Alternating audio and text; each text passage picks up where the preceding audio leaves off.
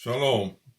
I recently decided to take my daily morning learning up to the next level, as they say, and started to work through the Beit Yosef, the commentary of the great Rabbi Yosef Karo, the Mechaber, the man who authored the Shulchan Aruch, the legal code book, which is still the law for the great majority of Jews. But this is his more analytical commentary on the Torah, the work on which he modeled his Shulchan Aruch. The Shulchan Aruch is actually sort of a digest of the ultimate opinions, the final opinions that he came to after going through the Torah and the discussion of the many authorities who commented on the Torah. And I found a few gems there, a few really nice remarks that I think I'd like to share with you. Now, I began studying with Hilchot Tzitzit, the laws of Tzitzit, the so-called fringes that the Jew puts on a four-cornered garment, according to the way the mitzvah is put down in the Torah. If we have a four-cornered garment, we should put these fringes on, but the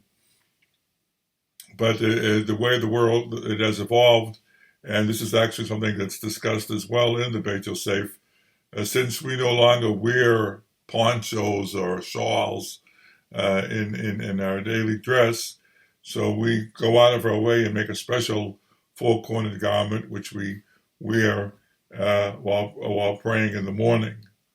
And the comment that I want to talk about today concerns a legal issue with regard to these halacha. Halacha is law, and we have to go down to the various details of the who's what garment, what circumstances require one to put these fringes on the garment, and which not. Maybe I should take a second here and just show you what the tallis looks like if some of you don't know what I'm talking about. So this is a tallis, my road tallis, the one I take with me when I travel, and these are the fringes that are on the four corners of this garment. And of course, I don't wear this when I'm going to a meeting or to a conference or walking around a new city. I wear it in the morning when I pray. Now, one of the issues that has to be resolved, of course, is what is the minimum size of the garment that would require one to put these fringes, these stitches on them.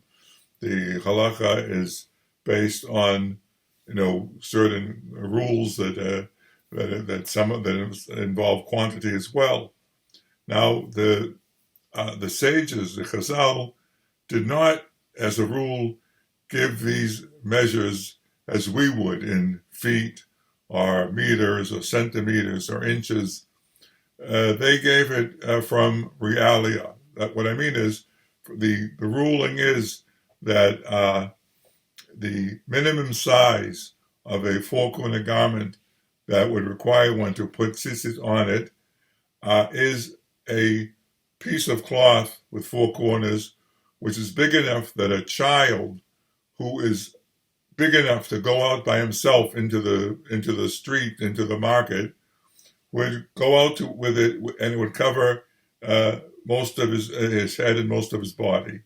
That's how Chazal determined these sizes, not in feet or inches, but a child who can go unaccompanied out to the market.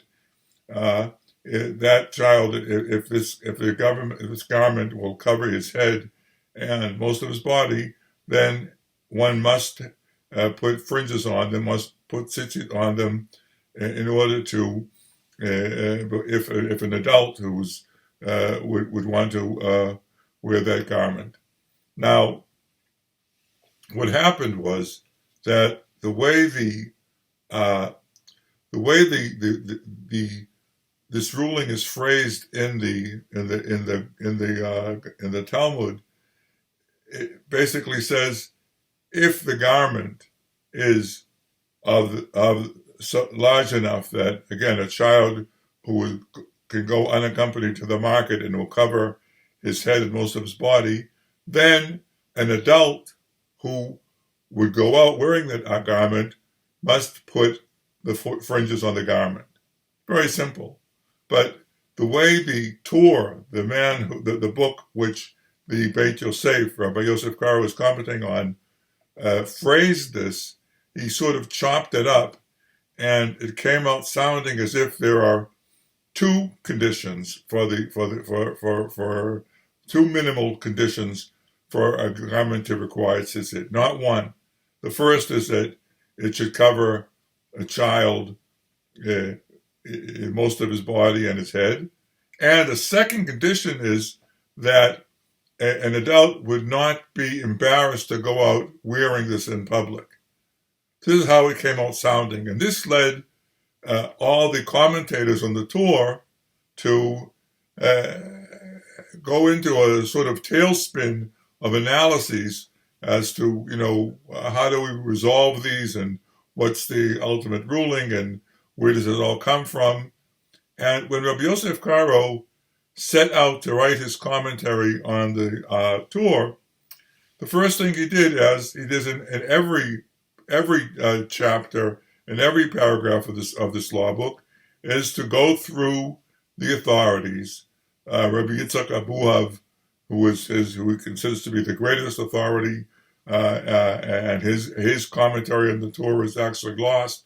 We recover it only by way of Rabbi Yosef Karo, and a whole slew of authorities, mostly Sfaradim, but also from Provence and Ashkenaz. And he would, go through them and analyze one after the other, and then decide in the end, what ruling he wants to give. However, in this particular case, after getting involved in it, he had a shocking discovery. And what was the shocking discovery? The discovery was, as I said, that the original text from which this ruling is based did not have two stipulations, did not have two conditions. It had only one. It has to be something that can cover the child.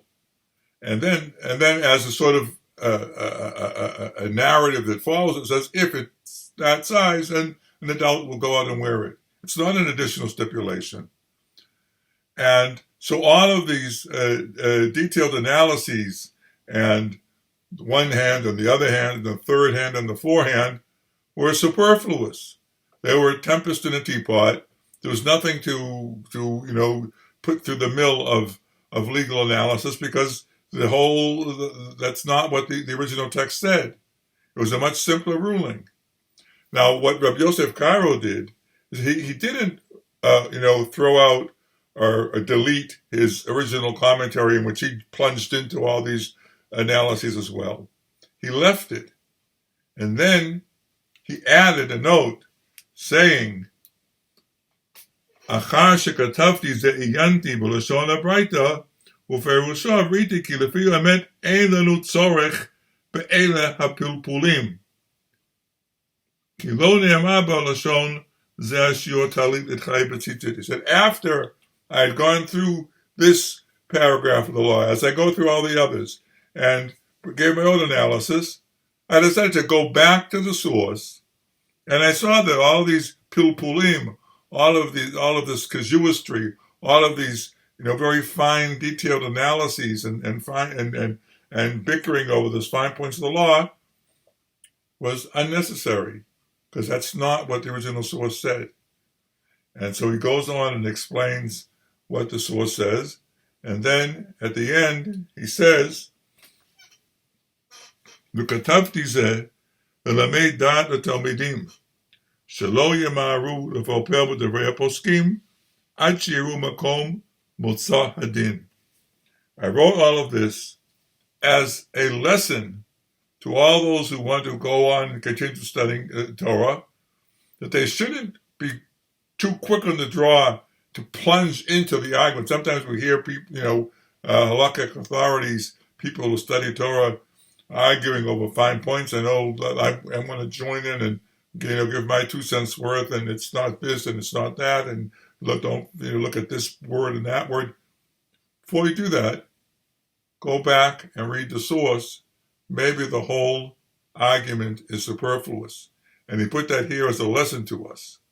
Now, this is a wonderful passage, and I've seen that it's been cited not too often in a number of halachic works as an example, and there are several others of people who warn against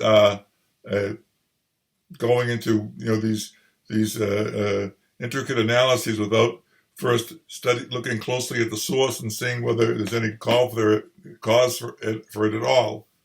And I thought this would be a very nice thing to sort of try to bring to a wider public now that there is a surge of interest of Yosef Karo. I think in September 2023, there will be a huge conference on Yosef Karo in Jerusalem, and he's trying to draw some more academic interest as well as the ongoing, rabbinic interest. So I thought I'd share this with you and leave you again with his warning and his admonition. Check your sources. Thank you very much.